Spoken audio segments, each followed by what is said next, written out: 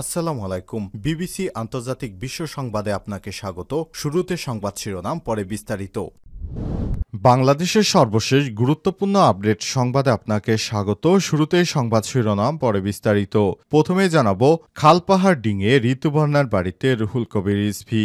সাবজয়ী নারী footballer Rituparna চাকমার cancer আক্রান্ত মা ভুজপতি চাকমার পাশে দাঁড়িয়েছে বিএনপির ভারপ্রাপ্ত চেয়ারম্যান তারেক রহমান। আজ তারেক রহমানের নির্দেশনায় কেন্দ্রীয় বিএনপির সিনিয়র যুগ্ম মহাসচিব ও আমরা বিএনপির পরিবারের প্রধান উপদেষ্টা অ্যাডভোকেট রুহুল কবির রিজভীর নেতৃত্বে রাঙামাটির কাউখালী উপজেলা খাগড়া ইউনিয়নের প্রত্যন্ত পাহাড়ি গ্রাম মগাছড়িতে ঋতুপর্ণার বাড়িতে যান একটি প্রতিনিধি দলের সময় ফুটবলার ঋতুপর্ণার পরিবারের প্রতি বিএনপির ভারপ্রাপ্ত চেয়ারম্যান তারেক রহমানের পক্ষ থেকে সহমর্মিতা বার্তা পৌঁছে দেন রুহুল কবির রিজভী। জানাবো, ইসরায়েলের সঙ্গে সৌদির সম্পর্কের আরেক তথ্য ফাঁস।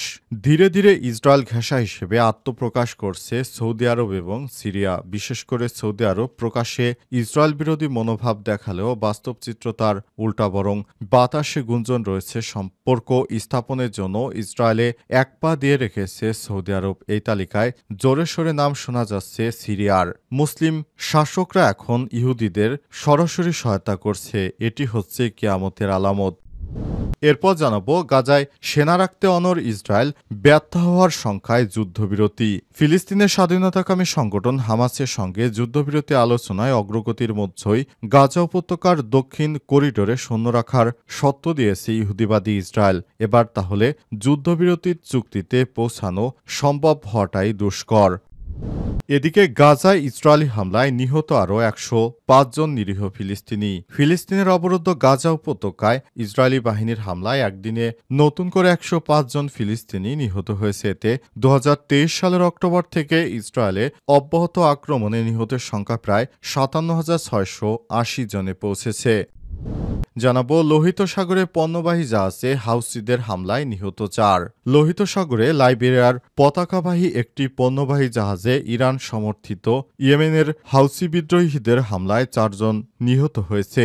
ইউরোপীয় ইউনিয়নের নৌবাহিনী জানিয়েছে, হামলার পর থেকে জাহাজটি থেকে ৬ জন ক্রুকে উদ্ধার করা হয়েছে। হাউসিরা এই হামলার দায় স্বীকার করেছেন। জানাবো, খালপাহাড় ডিঙে ঋতুপর্ণার বাড়িতে রুহুল কবির রিজভী। সাবজয়ী নারী ফুটবলার ঋতুপর্ণা চাকমার ক্যান্সার আক্রান্ত মা ভুজপতি চাকমার পাশে দাঁড়িয়েছে বিএনপির ভারপ্রাপ্ত চেয়ারম্যান তারেক রহমান। আজ তারেক রহমানের নির্দেশনায় কেন্দ্রীয় বিএনপির সিনিয়র যুগ্ম মহাসচিব ও আমরা বিএনপির পরিবারের প্রধান উপদেষ্টা অ্যাডভোকেট রুহুল কবির রিজভীর নেতৃত্বে রাঙামাটির কাউখালী উপজেলা খাগড়া ইউনিয়নের প্রত্যন্ত পাহাড়ি গ্রাম মগাছড়িতে ঋতুপর্ণার বাড়িতে যান একটি প্রতিনিধি দলের সময় ফুটবলার ঋতুপর্ণার পরিবারের প্রতি বিএনপির ভারপ্রাপ্ত চেয়ারম্যান তারেক রহমানের পক্ষ থেকে সহমর্মিতা বার্তা পৌঁছে দেন রুহুল কবির রিজভী। এ সময় ফুটবলার ঋতুর পরিবারের প্রতি বিএনপির ভারপ্রাপ্ত চেয়ারম্যান তারেক রহমানের পক্ষ থেকে সহমর্মিতার বার্তা পৌঁছে দেওয়ার পাশাপাশি আরও বিভিন্ন কথাবার্তা বলেন তিনি। তারেক রহমানের পক্ষ থেকে চিকিৎসার সহায়তা তুলে দেওয়া হয়। বিএনপির পক্ষ থেকে ঋতুর পরিবারের পাশে থাকার কথা জানিয়ে রুহুল কবির রিজভী প্রতিশ্রুতি দিয়েছেন। রাঙামাটি কাউখালী উপজেলার খাগড়া ইউনিয়নের দুর্গম পাহাড়ি এলাকায় মগাছড়িতে জন্ম পাহাড়ের রত্ন জাতীয় নারী ফুটবলার ঋতুপর্ণা চাকমার বাড়ি। উপজেলা শহরের মূল সড়ক থেকে পায়ে হেঁটে প্রায় ৩ থেকে ৪ কিলোমিটার পাহাড়ি এলাকা মারিয়ে যেতে হয়। সেখানে একমাত্র ভাই ৩ বছর আগে বিদ্যুৎ স্পৃষ্টে হয়ে মারা গেছে। ৩ বোনের বিয়ে হয়ে গেছে। ফুটবল থেকে আয় করা অর্থ দিয়ে চলে ঋতুর পরিবার। সাব চ্যাম্পিয়ন হওয়ার পর প্রশাসনের থেকে আশ্বাস দেওয়া হয়েছিল, ঋতুদের গ্রামের প্রত্যন্ত রাস্তা সংস্কার করা হবে, ঋতুকে নতুন ঘর দেওয়া হবে, বেকার বোনদের সরকারি চাকরির ব্যবস্থা করা হবে। সরকারের এসব আশ্বাসে কোনোটাই এখনো বাস্তবায়ন হয়নি। তাছাড়া দীর্ঘ সময় ধরে ঋতুর মা দুরারোগ্য ব্যাধি ব্রেন ক্যান্সারে আক্রান্ত, অর্থভাবে চিকিৎসা করানো যাচ্ছে না। ইসরায়েলের সঙ্গে সৌদির সম্পর্কের আরেক তথ্য ফাঁস। ধীরে ধীরে ইসরায়েল ঘেঁষা হিসেবে আত্মপ্রকাশ করেছে সৌদি আরব ও সিরিয়া। বিশেষ করে সৌদি আরব প্রকাশ্যে ইসরায়েল বিরোধী মনোভাব দেখালেও বাস্তবের চিত্র তার উল্টো, বরং বাতাসে গুঞ্জন হয়েছে সম্পর্ক স্থাপনের জন্য ইসরায়েলে এক পা দিয়ে রেখেছে সৌদি আরব। তাই এই তালিকায় জোরে সোরে নাম শোনা হচ্ছে সিরিয়ারও। এবার প্রকাশ এলো চাঞ্চল্যকর তথ্য, ইসরায়েলের পার্লামেন্ট নেসেটের অধিবেশনে যোগ দিয়েছে সৌদি ও সিরিয়ার দুই নাগরিক। গাজায় ইসরায়েলের চলমান গণহত্যার মধ্যে নেসেটের অধিবেশনে দেখা যায় ওই দুইজনকে। দ্য নিউ আরব নিউজ জানিয়েছে তাদের মধ্যে রয়েছে সৌদি আরবের সুপরিচিত সাংবাদিক আব্দুল আজিজ আল খামিস। অপরজন হলেন সাদি মার্তিনি। তিনি সিরিয়ার একটি হাসপাতালের সাবেক পরিচালক ও বর্তমানে একটি এনজিওর প্রধান নির্বাহী কর্মকর্তা। আল খামিস ও মার্তিনি নেসেটের the caucus to promote the original security agreement নামের একটি সেশনে যোগ দেন।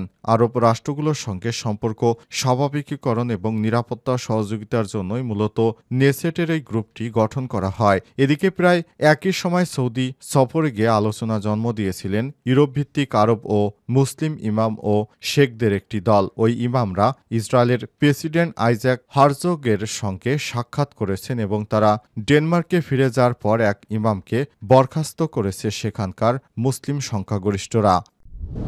গাজায় সেনা রাখতে অনড় ইসরায়েল, ব্যর্থ হওয়ার সংখ্যায় যুদ্ধবিরতি।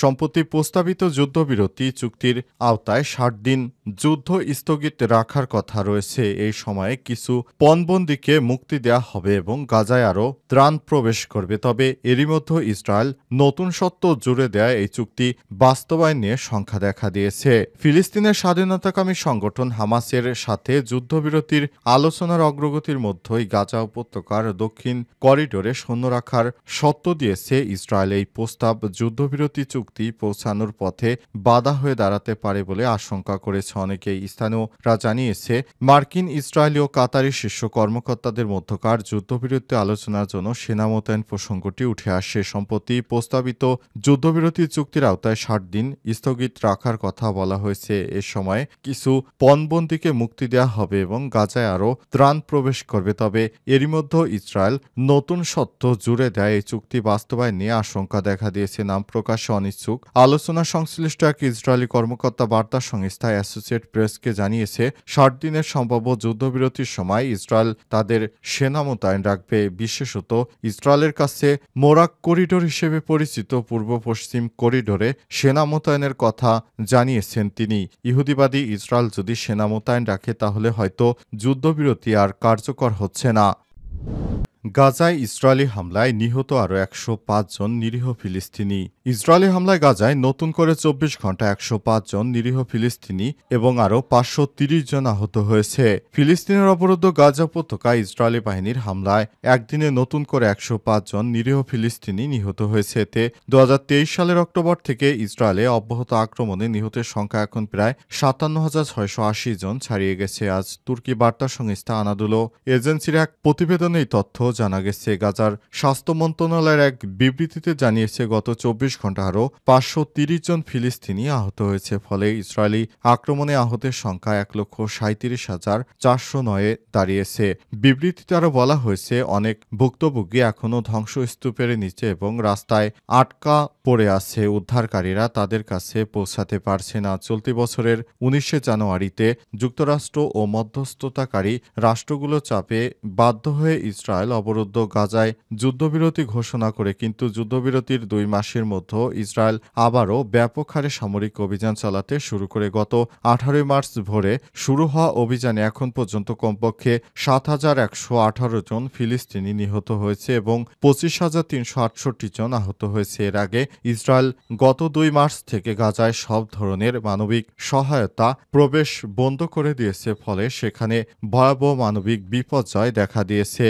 উল্লেখ্য, গাজায় সামরিক অভিযান চালানোর জন্য গত নভেম্বরে আন্তর্জাতিক অপরাধ আদালত আইসিসি প্রধানমন্ত্রী বেঞ্জামিন নেতানিয়াহু এবং তার সাবেক প্রতিরক্ষামন্ত্রী ইয়োব গ্যালেন্টের বিরুদ্ধে গ্রেপ্তারি পরোয়ানা জারি করা হয়েছে। এছাড়াও ইন্টারন্যাশনাল কোর্ট অব জাস্টিস ইসরায়েলের বিরুদ্ধে গণহত্যার মামলাও দায়ের করা হয়েছে। ইহুদিবাদী ইসরায়েলের প্রধানমন্ত্রী এবার ধরা পড়েছেন।